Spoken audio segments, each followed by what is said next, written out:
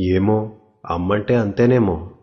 ఆ చేతికి గోరింట పూస్తే గోళ్లకు రంగులద్ది వేళ్లతో సరసమాడే భార్య నుండి పాపకి గుచ్చుకుందని గాజులన్నా వెయ్యని బోసి చేతులాడదెప్పుడైందో. పడుచుకళ్ల చూపులు పొడిచేస్తుంటే సిగ్గుతో సర్దుకుని మురిసిపోయే కుర్రది.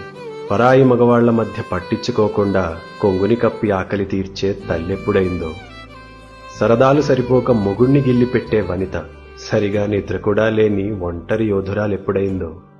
ఏమో, అమ్మంటే అంతేనేమో.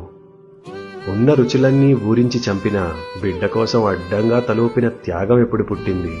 తన పేగు అంచున వేలాడిన ప్రాణం కోసం తొలి ఏడుపు విన్న క్షణమే ఆడది చనిపోయి అమ్మెలా పుట్టింది. అన్నిటికీ అమ్మనే అవసరం మారి ఆమెకేమొచ్చనే రోజొచ్చినా మౌనంగా దుఃఖాన్ని దిగమింగి చిరునవ్వు చిందించే ఓర్పెక్కడిదో.